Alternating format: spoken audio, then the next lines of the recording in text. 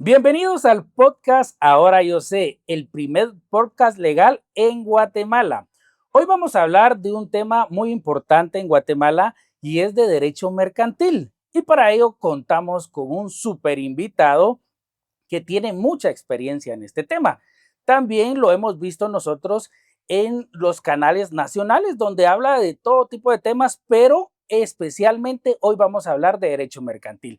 Así que le vamos a dar la bienvenida al licenciado Sergio García. Licenciado, un gusto tenerte por acá. ¿Cómo estamos, Milik? Qué gusto Excelente. saludarte. Aquí emocionado para platicar de estos temas con todos los amigos que nos van a estar viendo y el derecho mercantil. Vamos a hablar de muchos temistas ahí. Este episodio específico va a ser muy bueno para aquellos que tienen negocios o que quieran tener negocios, definitivamente. Definitivamente, Milik. Y empecemos platicando una breve introducción del derecho mercantil a nivel mundial. ¿Cómo ayuda el derecho mercantil a nivel mundial empresarial? Totalmente, a ver, el derecho mercantil prácticamente son reglas, son normas que permiten tener claridad respecto a cómo se deben de realizar los negocios, cómo formalizarlos, cómo tener una guía o una estructura básica que permita desarrollar negocios de manera congruente, ¿no? De manera que se den bien, digámoslo así, ¿no? ¿Y nos podrías dar una explicación de qué abarca el derecho mercantil? Derecho mercantil abarca lo que son negocios, también los títulos de crédito, contratos mercantiles, es muy importante esto, la documentación de todas las transacciones es muy importante y es la intención del derecho mercantil como tal es regular todo lo que tenga que ver con negocios específicamente. Excelente, licenciado. Hablando y habiendo dicho esto, pues entramos a poder platicar de las empresas que existen en Guatemala, entiéndase de las sociedades anónimas y qué otro tipo de empresas nos puedes platicar que existen en Guatemala o se pueden constituir acá. Totalmente, bueno, se divide en dos grandes grupos, ¿no? El comerciante individual y una sociedad mercantil. El comerciante individual básicamente soy yo como propietario. En cambio, una sociedad mercantil son sociedades accionadas, es decir, que tienen accionistas, que tienen socios, ¿no? Pero la más utilizada es la sociedad anónima. Y otra que ha salido mucho y ha sonado es la sociedad de emprendimiento, que de una vez les adelanto, eso es lo peor que ustedes pueden usar para formalizar un negocio, no funciona, no debe de usarse porque no es funcional. En Guatemala creo que esa ley está desde el 2018, lo de la ley de emprendedores, y creo que ni 10 sociedades de emprendimiento han constituido porque se volvió demasiado complejo el proceso. Al final del día no ayuda a emprendedores. Por eso yo nunca sugiero la sociedad de emprendimiento. Sociedad anónima es como la vieja confiable, dicen por ahí, ¿no? Y ahí vamos con eso. Es la más común, ¿verdad, Melik? Más común. Y una pregunta, ¿qué necesita una persona que quiere constituir una sociedad anónima? ¿Qué es lo primordial? ¿Cuáles son los requisitos fundamentales? Ok, sí, definitivamente lo primero y tal vez lo que más les cuesta a la gente es lo de los socios, porque es mínimo dos socios. Y las personas quieren hacer negocios solos. Y dicen, mire, ¿y dónde consigo otro socio? Es que algo que hay que aclarar aquí para todos los que nos van a estar viendo en este episodio es de que yo necesito a una persona que me ayude a cumplir el requisito, no precisamente le tengo que dar el 50% de las acciones, que eso es lo que mucho pasa, que creen que Claro. uno les tiene que dar un gran porcentaje del negocio y no, puede ser algún primo, sobrino, amigo, algo, con que usted le dé una acción, ya cumple el requisito de dos socios. El otro tema es el capital, que tenemos un capital autorizado máximo aquí en Guatemala, que es de no más de 500,000 quetzales para no pagar un arancel al registro mercantil.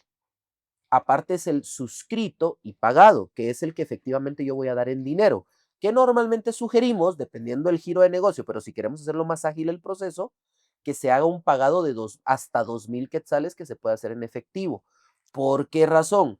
Porque si yo quiero dar más de 2,000 quetzales, el problema de eso es que me tengo que abrir una cuenta bancaria antes de que inicie el trámite de la sociedad.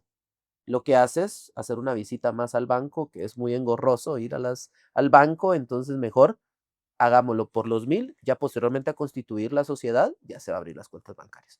Esos son los dos principales requisitos que se necesita. Ya después tenemos que ver a qué se va a dedicar, el nombre comercial, quiénes van a ser la estructura accionaria, si van a haber más socios, etcétera. ¿Y una persona o varias personas pueden tener diferentes sociedades o solo pueden tener una? pueden tener, digamos, una persona particular puede formar parte de una o varias, la cantidad de sociedades que quiera, sin ningún problema. Lo que sí es que va a depender mucho de lo que se vaya a dedicar. Mejor lo voy a cambiar, lo voy a poner en otro ejemplo. Hay personas que tienen varios negocios, ¿sí? Digamos, ellos se dedican a vender productos, pero también tienen empresas de servicios, ¿sí? Etcétera. Y lo que quieren con una sociedad anónima muchas veces es ver cómo la misma sociedad anónima puede tener todos los negocios en una misma figura legal. Que sí se puede, sí, porque el papel aguanta con todo. Y yo puedo tener una patente de empresa por cada negocio. Pero como normalmente lo decimos cuando asesoramos a este tipo de personas hay tres escalones, digámoslo así, para analizar todo esto. Está el escalón legal, está el financiero fiscal y está el de riesgos. Entonces, cuando hablamos de la parte legal, sí, el papel aguanta con todo y podemos tener todos los negocios ahí con su patente de empresa respectiva. Ahora bien, ¿qué pasa en la parte financiera fiscal? Si me conviene, acorde al régimen de impuesto que tengo que seleccionar, porque recuerden que los impuestos se pagan por la sociedad, porque es con MIT, no por cada negocio. Y ahí es donde empieza a fallar, porque la de servicios paga un impuesto y la de productos va a pagar otro tipo de impuestos. Entonces, a ambos les conviene diferentes impuestos. Yo le digo, miren, de entradita ahí, tiene que tener dos sociedades. Y ahora vayámonos a la tercera, que es la de riesgos. Riesgos laborales, riesgos de demanda, riesgos de no pagarle a proveedores, riesgos de todo tipo. Y hay negocios que son más riesgosos, digamos, para todo este tipo de cosas. Entonces tenemos que analizar cada punto para ver cuántas sociedades me conviene o no. Pero por la pregunta que vos decías también, sí, yo también puedo ser accionista en muchas sociedades también.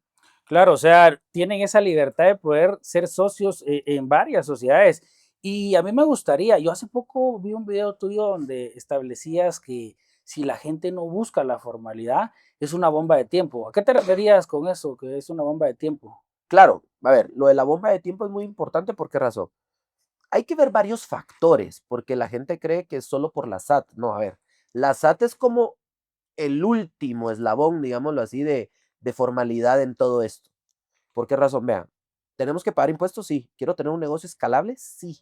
La gente que se dedica a la informalidad difícilmente va a hacer que crezca su negocio. Va a vender mucho, sí, probablemente, pero no va a crecer tanto o no lograr los fines que quiere. ¿Qué sucede también?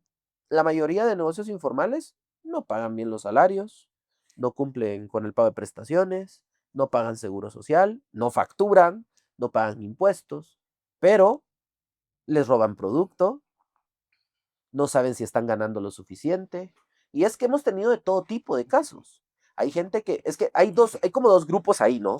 Está el informal y está el parcialmente formalizado. Aquel como que quiere formalizarse, pero todavía no está como muy No se seguro. decide. Ajá, no hace todo completo todavía. Y esos son los que están en más riesgo todavía. El punto de esto es que yo si me metía a tener un negocio es porque quiero que funcione, quiero que genere dinero, que genere rentas, etcétera. La mayoría habla de la terminal y del guarda y todo eso. A ver, precisamente ayer tuve una asesoría con alguien del guarda. Y miren, muchachos, no todos los que andan en el guarda ni todos los que andan en la terminal tienen dinero y son millonarios. Obvio que no. No, hay algunos que sí, Pero yo claro. conozco varios que sí. Saludos ahí. Claro, es que hay de todo. Sí, es cierto.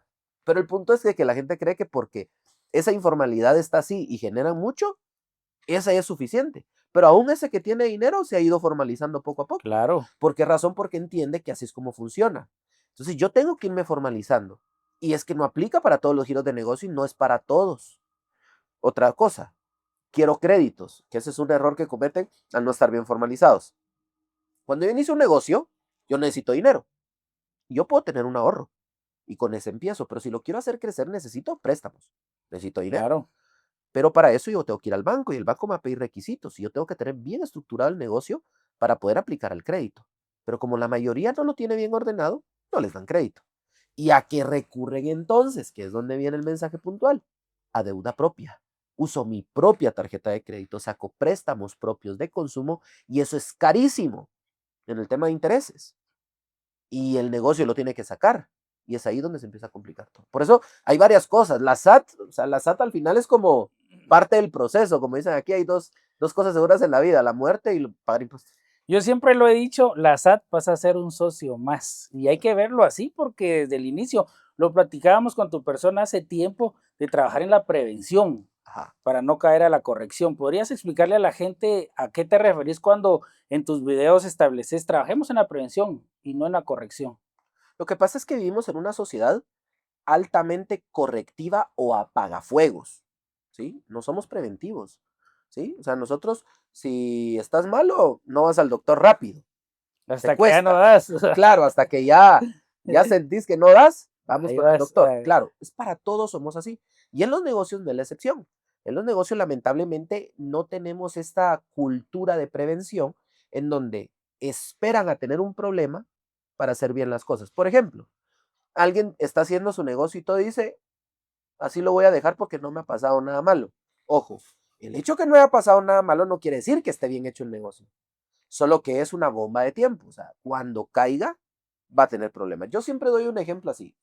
Un muchacho aquí precisamente va de la terminal Ajá. que le vendía verdura a Walmart Ah, y vendía 7 millones, más de 7 millones de quetzales al año a Walmart en verdura.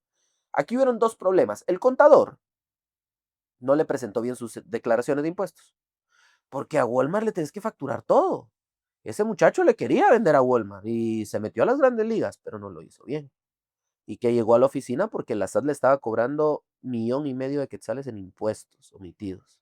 ¿Por qué? Porque no se asesoró bien, no fue preventivo. ¿Y por qué doy el ejemplo de él? Porque hace un año antes de que él ya vino después por esto, tuvo una asesoría conmigo para formalizar su negocio y me dijo, vaya, Lick, está bien, ahí lo busco. Déjeme ver, voy a platicar con otros muchachos de por allá, ¿va? Jamás apareció hasta que tuvo este problema, que aún así ya no quiso trabajarlo con nosotros tampoco. Pero el punto es ese, todos queremos mejorar. ¿Y yo por qué lo enfoco? Porque soy muy enfático en eso. Porque estamos invirtiendo esfuerzo, tiempo, recursos, de todo, para que no valga la pena o para que lo hagamos a medias. Por eso yo siempre le llamo que nosotros nos dedicamos a la parte aburrida de los negocios. claro. Porque cada vez que hablamos de esto es como de cuánto me va a salir hacer todo eso. Pero recordemos que esta es una inversión. Si no invierto en eso, no voy a saber si soy rentable. Y es donde la mayoría falla. No, y si usted es comerciante, entienda de que esta parte que estamos hablando es inversión. Y por supuesto, deben de asesorarse con un experto, porque si ustedes caen en manos de alguien que no conoce el tema, obviamente no los va a poder ayudar. También me gustaría que platicaras sobre que tu pareja sea socia en una empresa. ¿Cómo lo ves vos?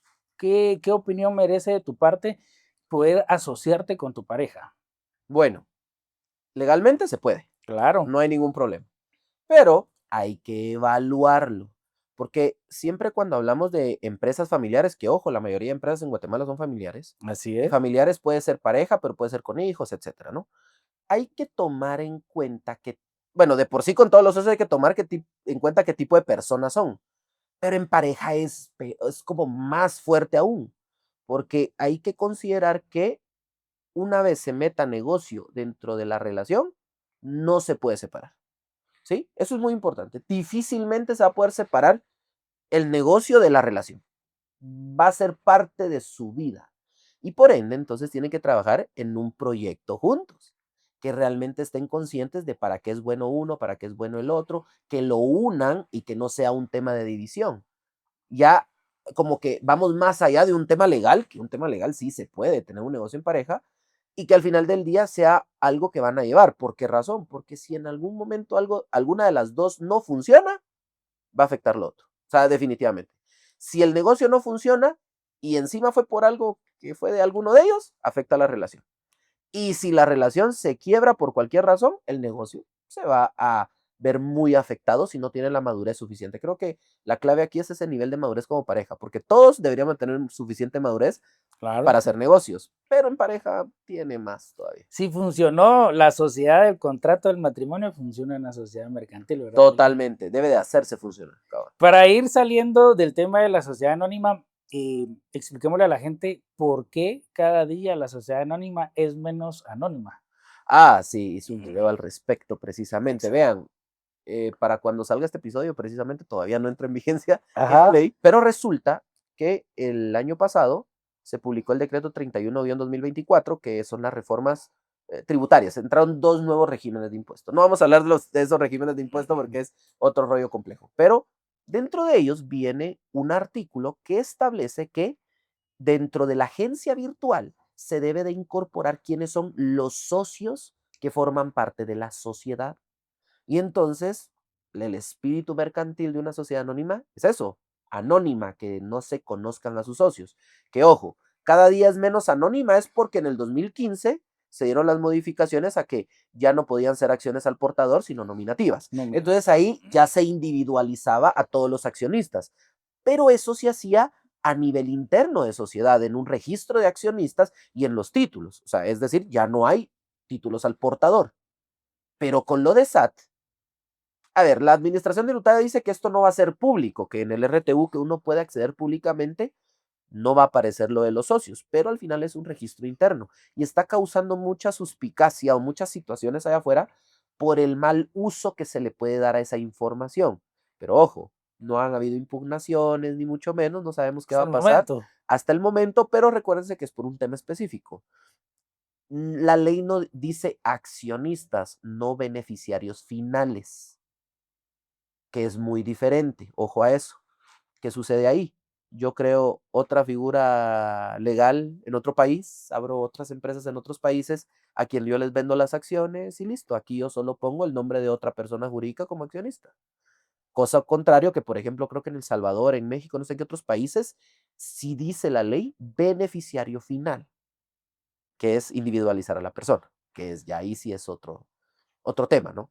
Por eso creo que no ha habido tanto revuelo con ese tema ahorita, pero hay que tomarlo en cuenta, hay que asesorarse bien, hay que buscar las estrategias adecuadas. Al final del día, como dice por ahí, el que nada debe, nada teme, sí, pero recordemos que al tener las personas mucha información a la mano, es complicado. Y si nosotros queremos, ¿por qué le decimos que al comerciante individual se pase a una sociedad anónima? Porque en las facturas aparece su nombre, ¿va? Pero no Claro. emite como comerciante individual, todo Nombre permiso, o sea, completo, NIT, y obviamente si tiene registrada la dirección de su casa, hasta la dirección de su casa, el claro. comercio, ¿verdad? Exactamente, entonces sí tenemos que analizar eso. Cada caso es diferente. Aquí estamos hablando de temas generales, pero sí, Exacto. cada caso es diferente. Para terminar el tema de la sociedad anónima, me gustaría que hicieras un esquema pequeño, imaginatorio, para los quienes nos están viendo y quisieran realizar una sociedad anónima. Y cómo inicia, qué debe de hacer y cuando ya está realizada la sociedad anónima, cuáles son generalmente las obligaciones que tiene como socio de la sociedad anónima. Total, bueno, a ver, lo primero es identificar quiénes van a ser los socios, el nombre de la empresa, a qué se va a dedicar, el nombre de la sociedad, a qué se va a dedicar y cuánto capital van a tener. Esas son las 4 claves. Tengo que tener claro. De ahí, pues ya van todos los demás requisitos. Se debe de hacer la gestión en el registro mercantil. Se puede hacer directamente en el registro mercantil haciendo la visita al edificio Géminis o bien se puede hacer en línea. Eso sí, el abogado y notario debe de tener firma electrónica para poder hacer el trámite virtual, ¿verdad? En línea. Después de eso, ahí mismo uno llena un formulario para la agencia, para la SAT, que es qué régimen de impuesto vas a elegir, quién va a ser tu contador, sistema de inventario, entre otras cosas, ¿no? Ingresos promedios por ahí. Con esa información es de que, como hay una unidad de SAT dentro del registro mercantil, ahí te generan un NIT. Y con ese NIT y con ese link puedes actualizar datos de la agencia virtual para hacer esa segunda fase que es el trámite en SAT. Y ya una vez se tiene el trámite en SAT, prácticamente tenemos de la mano cuando esté el trámite de la SAT, tenemos que dar el aviso de emisión de acciones para que ya salgan juntos ambos, ya se tiene lista la sociedad anónima. La sociedad anónima funciona con su propio patrimonio. Los socios solo responden hasta el monto de su aportación, de sus acciones. No responde con su patrimonio, la sociedad responde con su propio patrimonio. El único que más o menos, si se mete a cosas malas ahí es el representante legal, Le va mal. pero al final del día la idea es utilizar la sociedad anónima como un tema de protección en toda la estructura del negocio, darle mayor visibilidad, mayor formalidad al negocio también ayuda estar como sociedad anónima. Excelente, Lick Sergio, pero quiere que le dé un consejo, si no muy le comprendió a Lick, porque realmente pues estos temas para muchas personas son nuevos y para otros no, ya los manejan, mejor hay que contactarlo a él, es más fácil y se va a tardar menos tiempo. Más adelante vamos a dar un espacio para que des tus redes sociales y tus números de teléfono y te puedan contactar. Buenísimo. Finalizando el tema de la sociedad anónima, me gustaría que le hablaras a la gente y le explicaras en palabras simples. Ojo, cuando digo palabras simples no estoy ofendiendo a nadie porque por ahí nos escribieron. Ay, que palabras simples como que uno no entenderá. No. La idea del podcast es que en palabras simples, sin citar artículos, sin citar leyes, ustedes puedan entender y prácticamente entender y echar a andar estos tips que nosotros les damos acá. Entonces, me gustaría que les platicaras de los contratos mercantiles. Contratos mercantiles. Básicamente los contratos mercantiles son aquellos documentos en los cuales las personas van a incorporar lo que ustedes quieren desarrollar dentro de su negocio. Voy a poner un ejemplo porque creo que es más fácil que lo entiendan, ¿no? Y, por ejemplo, un contrato de participación. Es un contrato mercantil. ¿Qué figura hace eso? Digamos que yo no quiero socios, ¿ah? Pero necesito plata, Claro. ¿sí? Entonces resulta que yo te conozco a vos, ¿va? Mira, yo tengo plata, es que fíjate que quiero traer un producto de China y lo quiero vender, pero solo es ese negocio. O sea, porque es buena oportunidad, pero me hace falta plata ahorita porque en el resto del negocio lo estoy metiendo. ¿Le querés entrar? Y nos partimos la vaca ahí, dirían por ahí, ¿va? Nos partimos las ganancias. Ok, bueno, pero si te meto como accionista, entras a todo el negocio. No, yo solo lo quiero para eso, porque resulta que ahorita hubo una novedad y necesito plata. Pero mi plata está invertida en todo lo demás. Hagamos un contrato de participación que por ese negocio, por ese dinero que me estás dando, producto de eso que se venda, yo te doy tu parte. Y no te tengo que incorporar como socio. Entonces, todo eso que tenga que ver con negocios se tiene que dejar plasmado en documentos legales. Y esos son los famosos contratos mercantiles. Un contrato de franquicia, por ejemplo, ese es un contrato mercantil también. Entonces, hay que ir viendo, dependiendo qué se quiera ir haciendo en toda la actividad comercial, para establecer qué contrato mercantil conviene. Pero es básicamente es un documento legal en el cual se incorporan todas aquellas todas aquellas acciones o actividades que se quieran desarrollar dentro del comercio.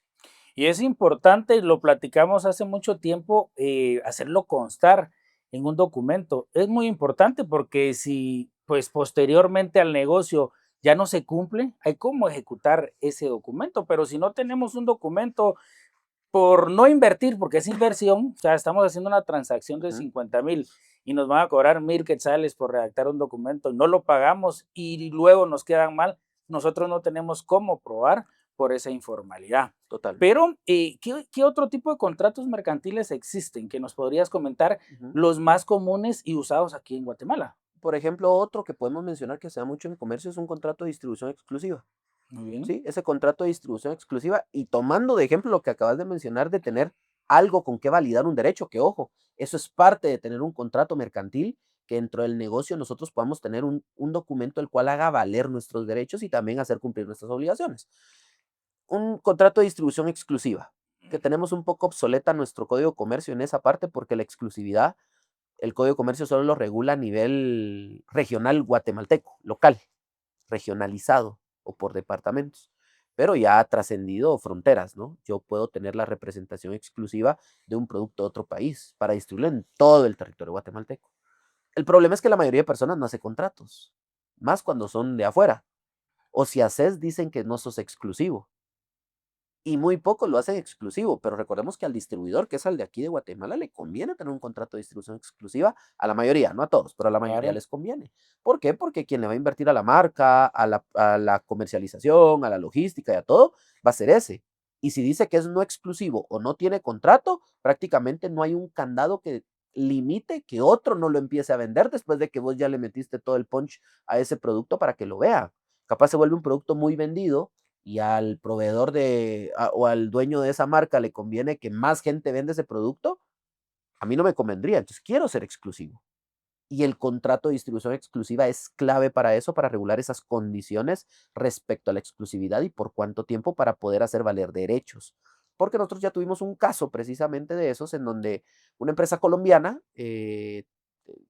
quiso meter un producto químico aquí, una empresa de Guatemala lo agarró y le metió todo lo que tenía que hacer para que se posicionara ese producto, lo hizo por más de 10 años. Y entonces resulta que hace unos años esta empresa colombiana le dijo a la guatemalteca, mira, yo necesito que comercialices todos los demás productos míos también, no solo el que te di. ¿Ah? Y dijo, mira, no puedo, le dijo, ¿por qué? Esos otros productos químicos que tienes Yo ya los vendo, pero de otras empresas. Yo solo puedo vender ese tuyo o podemos ver algunos otros que yo no tenga de otras marcas. Ah, no, le dijo, entonces no. Entonces mejor te quito el que ya tenés y porque yo quiero todos o nada. Ah, entonces viene el otro y dice, mira, no me lo puedes quitar porque yo ya llevo 10 años posicionando la marca, vendiendo, Claro. etcétera. Entonces, si te das cuenta ahí, ambos tienen sus puntos de vista y válidos. Entonces me pidieron reunión y todo, y llegué y yo le digo, mire, ¿y qué creen que les pedí? El contrato. Que no Mire, y el existía. contrato. No, no hicimos contrato. Ahí está el problema.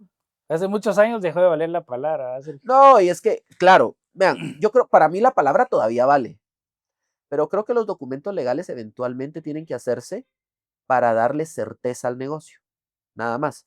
Porque también pasa, vamos, de que si yo tengo que obligatoriamente hacer un contrato para que ese negocio funcione, entonces hay que tener cuidado, Bueno, ¿sí? Porque al final del día es Mara, y yo porque lo he visto, porque hay gente que aunque haya contrato, igual queda mal, porque es como su modus ni operandi, la digamos así, ¿no? palabra ni el Claro, contrato. no, a ver, hay gente que se dedica a estafar personas que aunque haya contrato, Que con estafa, puchica, pudiéramos hablar unas 2, 3 horas. totalmente, y creo que hay casos comerciales, o sea, a nivel mercantil, que hemos visto, por ejemplo, si te invitan a invertir a negocios de comida, que ya creo que todos van a atinar de quién estamos hablando, es gente que ellos te firman cualquier documento, porque igual ellos van a buscar la forma de cómo no pagar.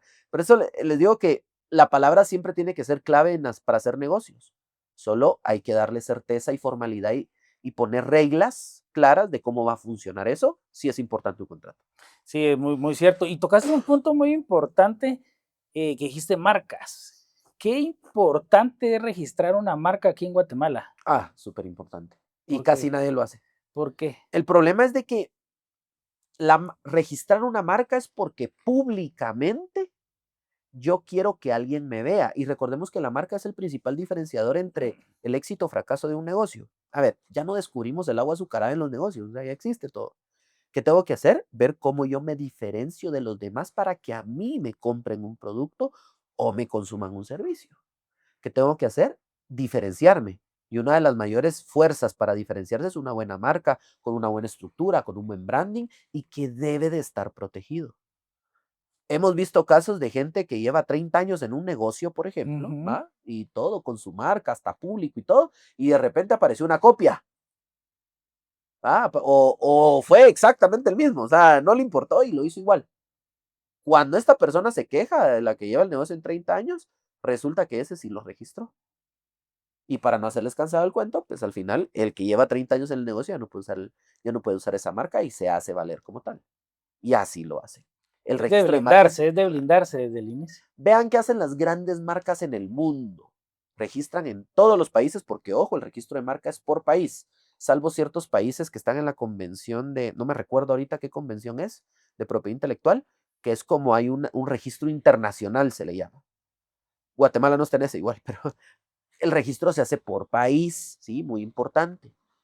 ¿Qué sucede? Por ejemplo, aquí pasa las grandes marcas. Vos traes de Apple producto y ahí tenés a los abogados encargados de Apple, que Sí, ya no te dejan, te destruyen el producto y todo porque estás violentando la propiedad intelectual. O sea, a esos niveles estamos.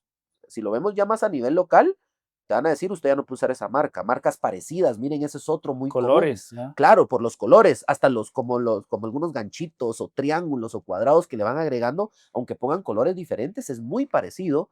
Tengo que tener protegida mi marca. Yo recuerdo que hace muchos años, yo estaba en la U todavía y decían que habían bufetes se dedicaban, ahora ya no se puede, pero se dedicaban solo a ver en qué momento vencían lo de los 10 años de protección, porque son 10 años de protección de marca, a ver cuándo se vencía para registrar los sellos y que después ellos ganaran con eso, Sí, pues, ¿verdad? extorsión.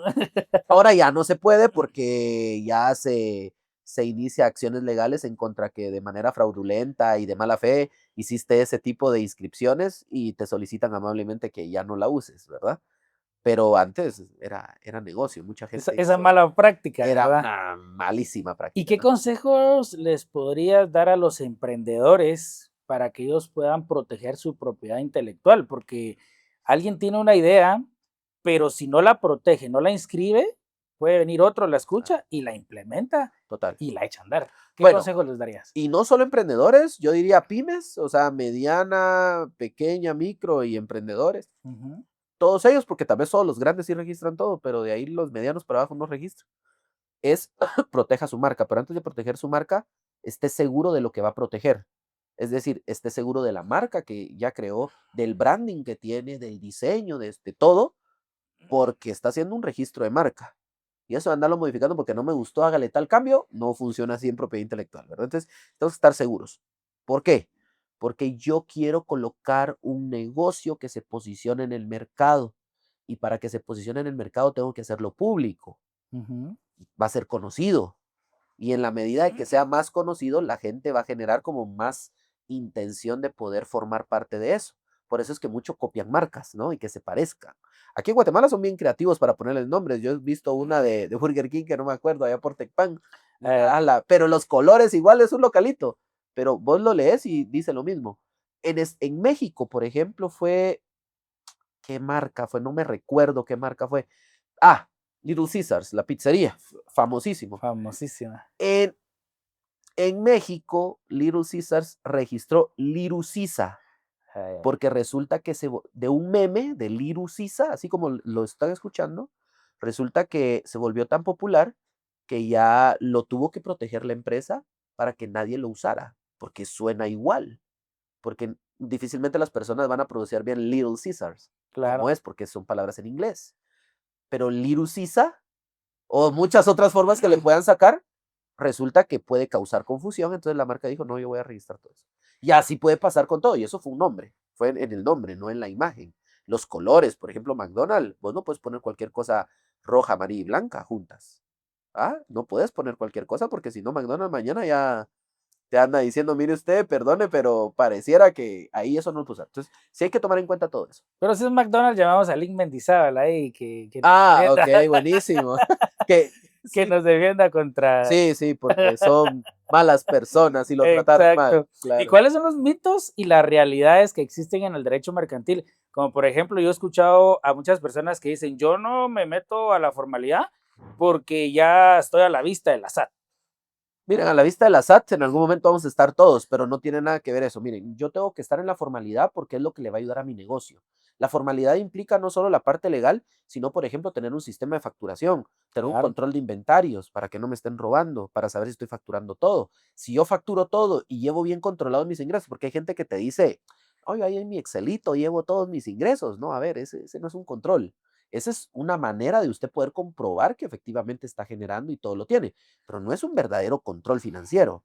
Llevar una buena contabilidad es importantísimo. ¿Algún mito que tengas en el derecho mercantil? Que tus clientes hayan venido y, mire, Lee, fíjese que yo no hago esto porque pasa esto. ¿Cuál ha sido? No se me viene uno a la mente ahorita de un mito como tal, pero Porque la gente a veces ajá, tiene creencias de no hacer ciertas cosas. Por ejemplo, a mí me vino un cliente una vez y me decía, ajá, mire, Lick, es que meterse a hacer sociedades anónimas es que uno demuestre que uno tiene dinero y al final o cae la SAT o cae la extorsión. Pero de la misma forma, como él demuestra que compró vehículos, como él demuestra que compró casas, claro. si está en la informalidad. O sea, eso es un Ah, mito para mí, pues porque, tal vez el mito o creencia más que o todo. creencia es mucho, tal vez no es tanto de la parte formal, pero sí tiene que ver con negocios, lo del efectivo, de que es mejor todo en efectivo. Claro. A la Manejar todo en antigua. efectivo. A la Sí, antigua. Alan, todo en efectivo para que no sea rastreo por cétito. Para mí ese como es uno de los Y más aparte comunes últimamente. de ser un mito, es un grave error, porque la vez pasada me comentaste que tuviste un cliente que pagaba su tarjeta de crédito en efectivo y lo ajustaron, Claro, pero a ver, tampoco estamos hablando que para esta tarjeta de crédito en efectivo 1000 quetzales, pues no, o sea, son montos obviamente. grandes. Pero sí, eventualmente en el rastreo que hace la IBE con los bancos y la superintendencia de bancos, sí puede salir un problema porque, a ver, el problema del efectivo es su comprobación, no usarlo como tal. O Ujú. sea, si yo vendo producto, emito factura y me pagan en efectivo, no hay ningún problema porque yo tengo como comprobar que metí ese dinero en efectivo porque tengo documentos. Pero la mayoría de personas que usa efectivo no tiene como comprobar. Ahora, si pago efectivo con efectivo, no hay problema. No, y es cierto, yo tengo recientemente un caso de un empresario que iba fuera del país y llevaba $14,000. Híjoles. Llevaba los $14,000 comprados. Él sacó el dinero de su sociedad anónima los compró en una casa de cambio y los llevaba en Ajá. efectivo porque debía de pagar en efectivo. Resulta que el Ministerio Público, en un operativo que tenía juntamente con la PNC, los detuvieron y ellos demostraron la papelería. Pero el Ministerio Público les dijo que llegaran al siguiente día a reclamar el dinero, cosa que no es cierto. O sea, si tenían cómo declarar, tenían cómo enseñarle al Ministerio Público de que los dólares fueron comprados, no hubieran dejado que se llevaran el dinero.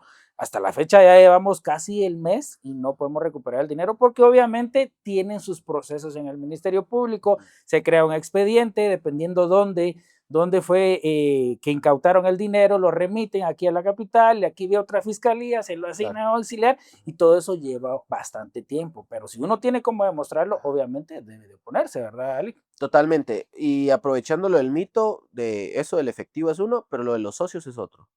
De que la gente cree que al tener otro socio le tienen que dar el 50% a la empresa. O sea, no, no es eso. Hoy en día lo que le explicábamos al inicio, que es que cumpla el requisito. Puede ser cualquier persona, pero la cosa es que me cumpla el requisito. No le tengo que dar parte de la empresa, ni que forme parte de las utilidades, porque es un mito muy marcado también respecto a eso. Por eso la gente quiere quedarse como comerciante individual, porque creen que ahí solo son ellos. En cambio, en una sociedad hay que meter a más gente. No más gente. No, sí, ese es. Y hablando del comerciante individual, sabemos que un comerciante individual paga el 5% a la SAT, pero puede estar en régimen general, pagando el 12%. Pero recientemente escuchamos una reforma a la ley porque había cierto monto para poder declarar como pequeño Ajá, contribuyente al año. ¿Y ahora cómo está eso? Porque vi que ok, hiciste un video, sí. explícanos ahí cómo está la situación del pequeño Lo bueno es que contribuyente. seguimos hablando ahorita, ya me vino otro mito, Ah, bueno, que abrir una sociedad anónima paga más impuestos. sí, al final, Ese es otro. Mira, es un mito y creo que probablemente uno de los más grandes. es el más grande, sí. La gente no abre sociedad anónima porque cree que va a pagar más impuestos ahí y no. Obviamente, al aperturar una sociedad anónima requiere un poco más de inversión, no gasto, pues, Claro, porque pues hay que tener instalaciones, hay que tener contador, hay que tener una buena firma de abogados, auditores, y pero eso como requiere inversión, comerciante individual también. Es que ahí viene el obviamente. tema. eh, mm, el pago de impuestos no proviene derivado de cómo es mi figura mercantil o cómo me registro a nivel mercantil. Depende de mi actividad económica y cuánto genere. Entonces yo debería de evaluarlo con base al tipo de negocio. Entonces yo puedo ser comerciante individual en pequeño contribuyente y la sociedad anónima puede ser pequeño contribuyente siempre y cuando mi operación no supere el monto que establece las leyes tributarias como tal. Entonces, por ejemplo, yo constituyo una sociedad anónima donde voy a aportar unas 4 casitas y las alquilo en 3,000 quetzales al mes, son 12,000 quetzales mensuales. No me paso del límite de pequeño contribuyente al año. Y ahorita que va a aumentar a partir del 9 de abril también, que va a aumentar el pequeño contribuyente, con más razón las sociedades anónimas van a seguir siendo. ¿Cómo va a ser ese aumento? Contanos. Ok, son 125 salarios mínimos y ahorita con el nuevo salario mínimo que está para este año va a llegar a 465,000 quetzales al año. Todo aquel que no supere los 465,000 quetzales al año puede permanecer como pequeño contribuyente pagando un 5%. Pero aquí viene otro tema. Ujú. Impuestos los voy a pagar así como 5%, pero sí se sugiere que por el nivel de movimiento que va a tener al año, eventualmente llevar contabilidad completa es importantísimo, porque recordemos que a nivel mercantil, Ujú. si yo tengo activo de 25,000 quetzales, tengo que llevar contabilidad completa obligatoria. Pero eso es para darle certeza a su negocio. Usted no lo haga porque la ley le dice, usted hágalo porque le conviene a su negocio. Llevar una buena contabilidad permite tomar decisiones, permite tener certeza de que el negocio funciona también.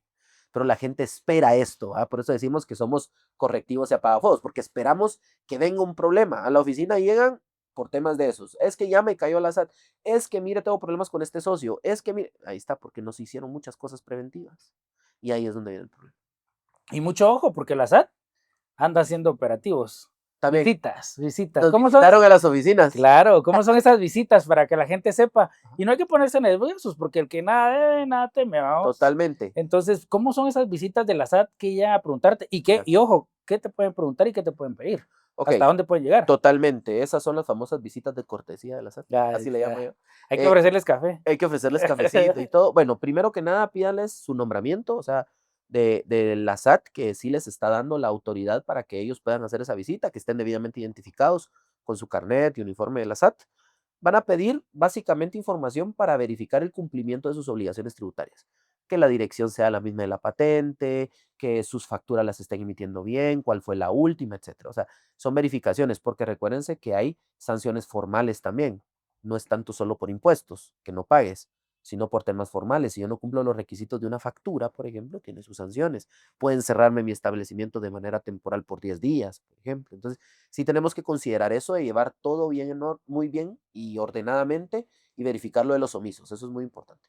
Sí, el orden siempre nos va a llevar a tener una buena empresa. Y mucho ojo, porque con temas de SAT esto se vuelve penal y es un delito y que se paga con cárcel. Entonces hay que tener mucho cuidado. Para ir finalizando, Sergio, a mí me gustaría que le dieras unos consejos a las personas que nos están viendo y que de repente quieren formar un negocio, quieren iniciar una empresa. O sea, están en blanco, tienen la idea y probablemente tienen el capital. ¿Qué consejo les daría, Sergio? Bueno, yo el consejo definitivo, porque es a lo que nos dedicamos, es, sí, si bien es cierto, la parte más importante podría ser comprar y vender productos, que es la parte comercial, o servicios, etcétera, la parte comercial. La columna vertebral de un negocio es indispensable en toda estructura, no importa el tamaño. Y si se preocupa por ello desde el inicio, olvídese, más probabilidades de éxito va a tener. Tiene que invertir en su estructura legal, en su estructura financiera fiscal, en su estructura laboral, en su estructura de propiedad intelectual, como 4 puntos básicos en esa columna. Ya de ahí, dependiendo del negocio, pues ya van saliendo permisos, inscripciones, registros, etcétera, adicionales, dependiendo del giro de negocio. Pero si yo no me preocupo por la columna vertebral, va a ser muy difícil que mi negocio sea rentable o por lo menos permanezca en el tiempo. Recuérdese que todo aquel que inicia un negocio lo que tiene que buscar es no hacer un negocio, sino garantizar la continuidad de ese negocio. Y si no inviertes en todo esto, que es la parte aburrida de los negocios que hemos platicado, es más difícil porque cuando ustedes se den cuenta que eso se tenía que hacer, les va a salir más caro. Ya sea que sea la SAT, o por ejemplo, me pasó un caso, ya que no les gusta a muchos que hablemos que es por la SAT. Miren, hubo un amigo que tenía un restaurante, se metió al agua y todo eso, cocina y que no sé qué, es muy pilas. Pero resulta que no tuvo los controles adecuados. Y eso que él sí se formalizó, pero no tuvo controles adecuados internos. Entonces resulta que le robaron más de $500,000 de quetzales como en 6 meses. Porque prácticamente era, emitía la factura a la cajera, Ujú. pero un error garrafal es de que esa misma persona tiene derecho a que anulen la factura. No, eso no se puede. No debe de autorizarse a alguien a hacer eso, ¿verdad? Eso es importantísimo que se tome en cuenta. Segundo, resulta que viene y yo llegaba a comprar en efectivo, Ujú. me daban el plato, hacían como que hacían la factura y todo, anulaban la factura y se guardaban el efectivo. Sí. Y así se fueron por 6 meses, pero al no tener un buen control de inventario, un buen sistema de facturación, no tener estos candados que platicábamos, resulta que le pegaron una buena estafada. Y eso es otro tema importante, ¿verdad? Tenemos que considerarlo en la formalización. Por eso, preocuparse por la columna vertebral es clave. ¿Es dinero? Sí, pero ese dinero es una inversión. Por eso emprender no es fácil, por eso iniciar negocios no es fácil. Y por eso es que la mayoría de negocios en Guatemala, si bien les va, dura un año. Y si duran más, van sufriendo porque no pueden tomar buenas decisiones. Por eso hay que asesorarse bien, precisamente. Asesoramiento, palabra clave, asesoramiento. ¿Y cómo te pueden encontrar, contactarte, Sergio, para que puedas dar un asesoramiento de alguien que quiera iniciar un negocio? Podrías dar tus redes sociales, tu número de teléfono y si quieres tu dirección. Totalmente. Las redes sociales personales son yo soy Sergio García, así junto, yo soy Sergio García. También en las plataformas digitales de la oficina de Loyalty, ahí nos pueden contactar, o si no, al 4634-2174, ahí está el WhatsApp de la oficina, para que agende su sesión o cotice algún servicio, lo que usted necesite. Loyalty, ¿verdad? ¿Cómo, Loyalty. cómo fue que Sergio García inició en las redes sociales para ir finalizando? ¿Y cómo fue que nació Loyalty, Sergio? Ok, yo empecé a crear contenido en el año 2021, en mayo de 2021. A finales del 2022 yo me salí a trabajar de donde yo estaba antes y sí tenía clara la idea de lo que quería. Sí pasaste Y esa era etapa de emprendimiento, ¿verdad? totalmente, a finales del 2022 arrancamos el proyecto de Loyalty, tenía claro que qué tenía que hacerse para que una oficina de servicios profesionales funcione. Y no es descubrir el agua azucarada, sino es crear una estructura importante que te permita dar cobertura de servicios de manera diversificada. Por eso Loyalty presta todo tipo de servicios profesionales, porque la idea es generar esta sinergia con la marca, ¿no? Y que las personas puedan buscar soluciones en un mismo lugar sin ningún problema. Y hemos venido trabajando en ese proyecto desde entonces, un poquito más de 2 años, y vamos bastante bien y ha funcionado. La creación de contenido ha sido muy importante porque te permite posicionarte. Recuérdense que la creación de contenido y las redes sociales es una herramienta más, pero no es la herramienta definitiva para hacer dinero ni para que lleguen clientes, etcétera. Es una herramienta más, pero hay que seguir buscando otras herramientas de que generen también estos ingresos, ¿no? Excelente, Sergio. ¿Algo más que quisieras agregar? Pues realmente exhortarlos, motivarlos a quienes estén viendo este episodio, a que si le interesan los negocios, preocúpese por ellos, preocúpese por el bebé que quiere ahí. Hay un tema buenísimo. No todos los bebés son rentables. No se me enamore tanto porque a veces cuesta y nos ha pasado que las personas lamentablemente están tan metidos en que ese es el negocio que lamentablemente no se bajan de ese barco y fracasa. No, o sea, hay negocios que lamentablemente, por mucho que sea su bebé, que sea como su sueño, no precisamente van a funcionar y tienen que tener como esa sangre fría de decirle no en algún momento también. Excelente. Y el que llegó hasta esta parte ahora puede decir, ahora yo sé de derecho mercantil. Recuérdense que nosotros estamos en YouTube. Recuerden comentar, compartir, suscribirse, comentarnos a quién les gustaría ver acá en el podcast y los invitamos a que vean el episodio completo, que nos busquen en las redes sociales, que sigan al licenciado Sergio, que si se quieren asesorar, búsquenlo. La verdad es una persona, es un profesional muy capacitado. Entonces no me queda nada más que decirle que ahora yo sé de derecho mercantil.